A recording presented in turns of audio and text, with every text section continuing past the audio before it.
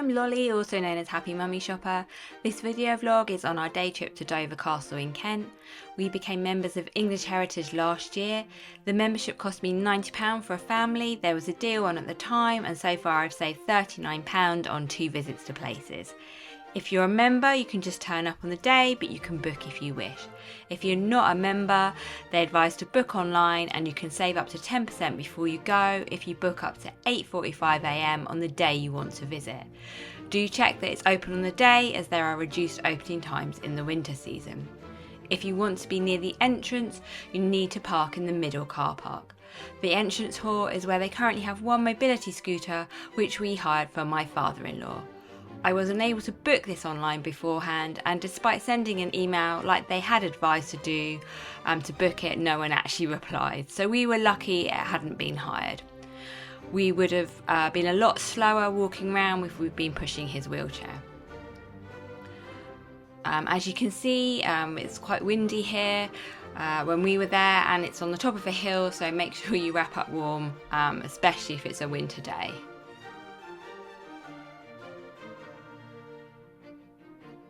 This is the exhibition which I suggest you go into before you actually go up the tower.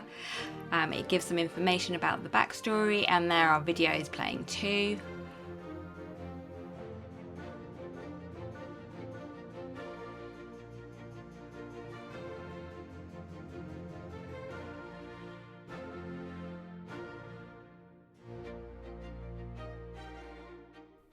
And there's also a replica model of the castle as well.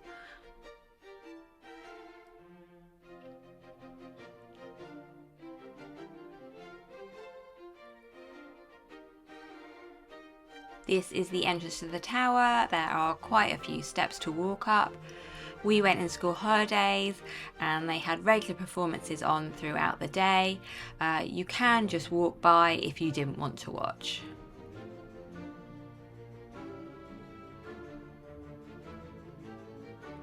I like that the tower had items and furnishings in it, as it makes it easier to imagine what life was like then.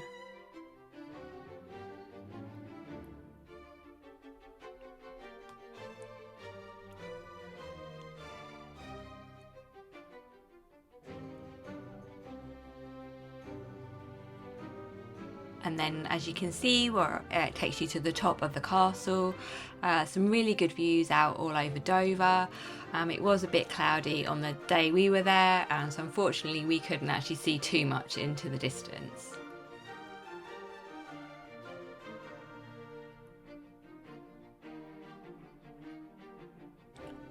As you can see, these stairs are all very twisty as you go down, but there is actually a thin banister that you can hold on to.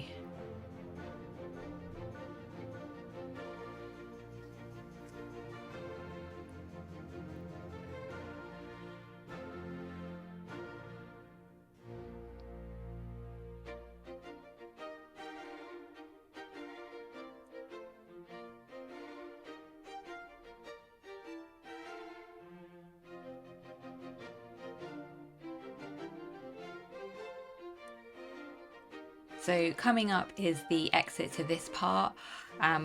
If you've got a wheelchair or mobility scooter, this would actually be your entrance, because it's got the ramp, so you can actually see the lower level of the tower. This museum is actually looks quite small from the outside, but it's actually surprising how much was in there, so make sure you don't miss it.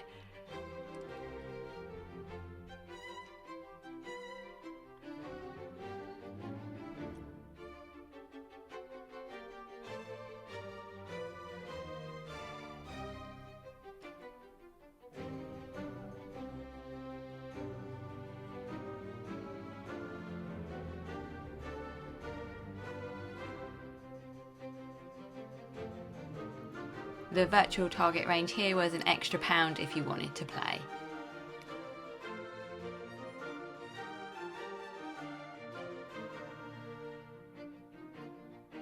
I was actually really impressed with the cafe. They had a good range of food, and it was normal cafe prices that you seem to get these days. They had hot and cold food, and they also did a kids lunchbox. If you wanted free tap water, you just needed to ask for it, as you couldn't help yourself like in some places.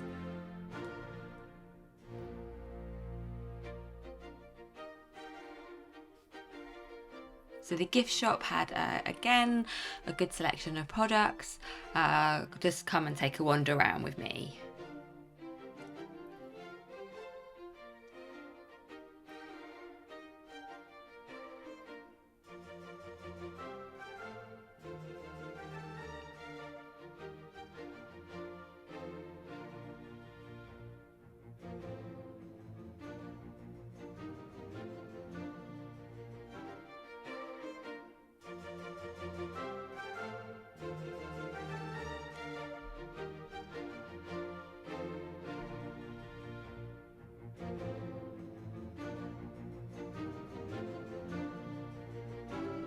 My son bought one of the little wooden daggers, and that was £6, just to give you an idea of prices.